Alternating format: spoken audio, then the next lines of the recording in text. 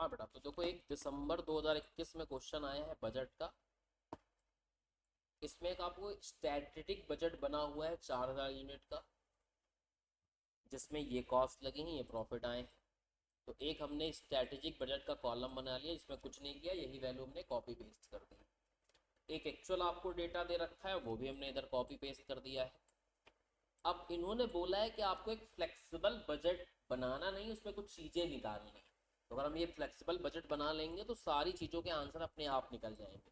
Flexible budget कुछ नहीं होता है, जो आपका बजट मेन बजट था जिसको आप स्ट्रैटेजिक बजट बोलते हो, ये 4000 का बनाया था, जबकि एक्चुअली में तुमने बेचे हैं 3200। तो यही सारी कॉस्ट अगर मैं 3200 की निकालता तो कितनी आती, इसी को बोलते हैं फ्लेक्सिबल बजट। ठीक है, इसी को क्या बोलते हैं, फ्लेक्सिबल बजट।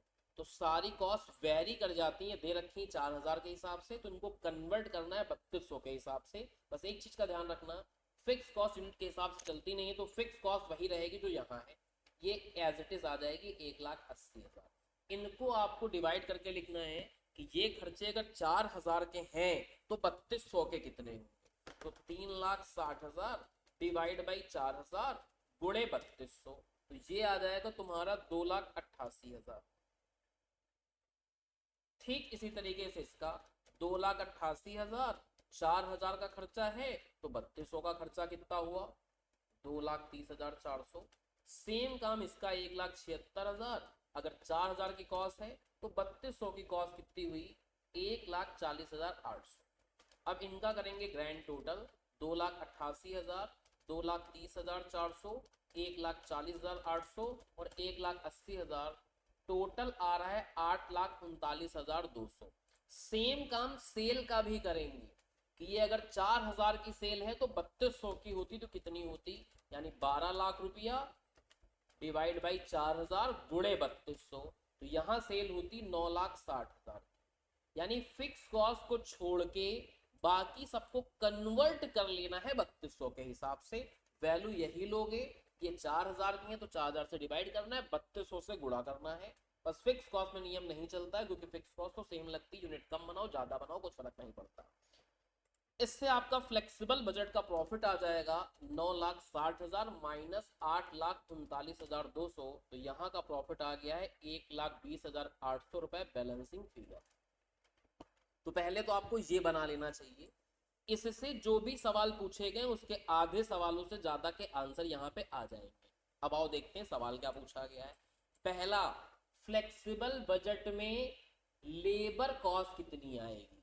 तो फ्लेक्सिबल बजट बनाया है, लेबर कॉस्ट कितनी आई, 230,400, वही आंसर में दे रखा है 230,400। फिर बोला है कि फ्लेक्सिबल बजट बनाओगे तो प्रॉफिट कितना निकलेगा, प्रॉफिट कितना निकला है 1,20,800। अपना प्रॉफिट कितना निकला है 1,20,800। तो ये आपने बना लिया तो आधे सवाल मर जाएंगे, खत्म हो जाएगा। अब इन्होंने पूछा है कि मटेरियल यूसेज वेरिएंस बताना है एक्चुअल और फ्लेक्सिबल बजट का। ठीक है, मटेरियल का यूसेज वेरिएंस बताना है, तो इससे मत निकाल लेना मटेरियल का, इससे तो कॉस्ट वेरिएंस निकलेगा। इससे निकालेंगे तो मटेरियल का कॉस्ट वेरिएंस निकलेगा। अब मटेरियल यूसेज वेरिएंस का फॉर्मूला लगाएंगे, तो मटेरियल यूसेज वेरिएंस का फॉर्मूला लगाना है। ठीक है, फॉर्मूला क्या होता है इसका, इसका फॉर्मूला होता है S Q for AO into S R minus actual quantity into standard rate. ये मटेरियल यूसेज वेरिएंस का फॉर्मूला होता है। अब कितनी क्वांटिटी तुम एक्चुअल आउटपुट के लिए यूज करते, एक्चुअल आउटपुट है आपका 3200। ठीक है, लगना चाहिए मटेरियल में 3 kg, तो 3200 इंटू 3 करोगे तो एस क्यू फॉर एओ आ जाएगा 9600 kg। स्टैंडर्ड रेट 1 kg का 30 रुपया है, तो इंटू 30 रुपया। एक्चुअल क्वांटिटी जो यूज करे हो वो यूज करे हो 10,000 किलो मटेरियल का, तो ये आ जाएगा आपका 10,000 किलो और ये आ जाएगा 30 रुपया। अब इसको सॉल्व कर लो, इसको सॉल्व करते हैं तो जो रिजल्ट निकल के आ रहे हैं वो निकल के आ रहे हैं 12,000, लेकिन माइनस के, माइनस का मतलब एडवर्स हो गया, तो इसका आंसर आ जाएगा 12,000 एडवर्स। ये आ गया आपका 12,000 एडवर्स। सेम काम करना है, लेबर वेरिएंस निकालना है, लेबर का रेट वेरिएंस, तो लेबर रेट वेरिएंस ठीक है। तो रेट वेरिएंस का फॉर्मूला होता है actual hours into standard rate minus actual hours into actual rate. तो एक्चुअल आवर्स जो लगे हैं वो 3100 घंटे काम हुए, और स्टैंडर्ड रेट लेबर का 72 रुपए है, और AH इंटू AR का मतलब होता है एक्चुअल वेजेस पेड। तो एक्चुअल वेजेस तो तुमको यहां से दिख ही जाएंगी 225,600, तो ये चीज 225,600 डायरेक्ट हो गई AH इंटू AR। अब इसको कर लो बेटा सॉल्व, तो 3100 इंटू 72 माइनस 225,600, तो ये आ जाएगा तुम्हारा 2400 माइनस का आ रहा है, इसका मतलब एडवर्स हो जाएगा। तो ये आंसर आ गया आपका एडवर्स का। सेम काम करना है, मटेरियल का प्राइस वेरिएंस निकालना है। अब मटेरियल प्राइस वेरिएंस का फॉर्मूला लगा देंगे। इसका फॉर्मूला होता है actual quantity into standard rate minus actual quantity into actual rate.